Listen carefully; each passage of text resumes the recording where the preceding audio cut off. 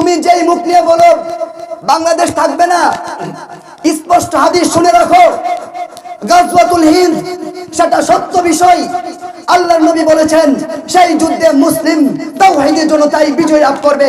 এর মানে তোমার ভারত থাকবে না ইনশাআল্লাহ। নারায়ে তাকবীর, বিশ্বের মুসলিম, ভারতের অগ্রাসন। আজকে ভারত বৈশা বৈশা বাংলাদেশ এই সেই নিয়ে যাবো, বাংলাদেশে মারতেছে। ওরে বাটপার, তোর দেশে হাজার হাজার মুসলিম নিধন করছিস, তোর দেশে সংখ্যালঘু নির্যাতন নাই, আর আমার দেশে রাজনৈতিক প্রোপাগান্ডার কারণে আজকে মুসলিমও মের খেয়েছে, আজকে হিন্দুত্ববাদীও মার খেয়েছে। কোন হিন্দুকে সে ইয়া রাম রাম রাম বলে এই জন্য মারা হয় নাই। হিন্দুকে মারা হয়েছে সে আওয়ামী লীগের মতো সন্ত্রাসী সংগঠনের সাথে জড়িত ছিল, এই জন্য। কথা বলেন ঠিক কিনা? বলেন, যদি কোনো বাংলাদেশের কোন স্থানে কোনো হিন্দুকে আঘাত করে থাকেন তাওহীদি জনতা মুসলিমরা, কেন আঘাত করেছে? সে মন্দিরে যায় এজন্য? কথা বলেন, কেন আঘাত করেছে? সে সন্ত্রাসী সংগঠন। এ বাংলাদেশের সবচাইতে বড় জালেম সরকার, তাগুত সরকার, ফ্যাসিস্ট সরকার শেখ হাসিনার পক্ষাবলম্বন করার কারণে তাকে আঘাত করেছে। এই আঘাতে আমার মুসলিম ভাই আঘাত সহ্য করেছে। কথা বলে, শুধু হিন্দুদেরকে আঘাত করা হয়েছে? তাহলে তুমি কোন শরমে, কোন লজ্জায় ভারত দাঁড়িয়ে দাঁড়িয়ে বলো এই বাংলাদেশ থাকবে না, থাকবে না, তোমার ভারত থাকবে?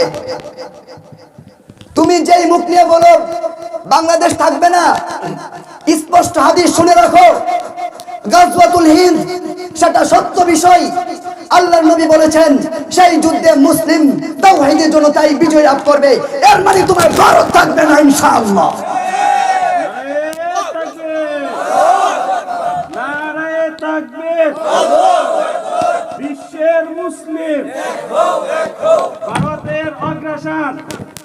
ভেঙে দাও, ভেঙে দাও, ভারতের আগ্রাসন, ভেঙে দাও, ভেঙে দাও। বিশ্বের মুসলিম, নারায়ে তাকবীর।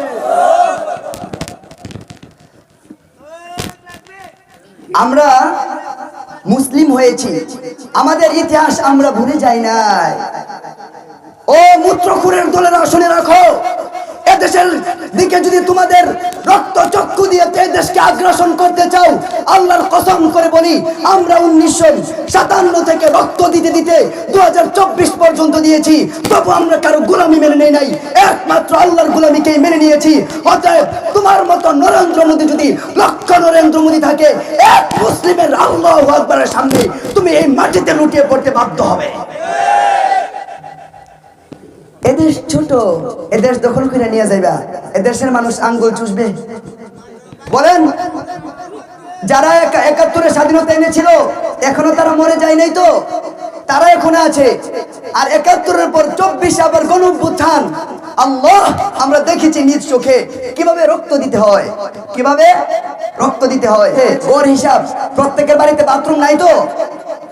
কথা বলেন না, তাদের বাড়িতে বাথরুম সবার বাড়িতে নাই। এখনো সকালবেলায় জঙ্গলের মাঝে সিরিয়াল ধরতে হয়। তো এই দেশ পুরো বিশ্বের মাঝে প্রথম স্থান অধিকার করেছে মিথ্যা সংবাদ ছড়ানোর মাঝে। তো তারা আমাদেরকে নিয়ে পরিকল্পনা মাশাআল্লাহ করেন, ইনশাআল্লাহ, ইনশাআল্লাহ মাঠে নামেন। আজকে বলতে পারেন যে বাংলাদেশের 18 কোটি জনতা, আমরা 130 কোটি। আরে তোরা 130 কোটি হতে পারিস, একটা তাজা ইমানদারের সামনে তোদের 130 কোটি না, যদি 100 মিলিয়ন 30 কোটি হয়, তবু মনে রাখ একটা আল্লাহু আকবারের সামনে তোরা দাঁড়াতে পারবি না। তো মুহতারাম হাজরিন, বলতেছিলাম আল্লাহ তাআলা আমাদেরকে প্রেরণ করেছেন কি জন্য বলেন? যে মানুষের গোলামি থেকে বের করে আল্লাহর গোলামির দিকে নিয়ে যাওয়ার জন্য আল্লাহ তাআলা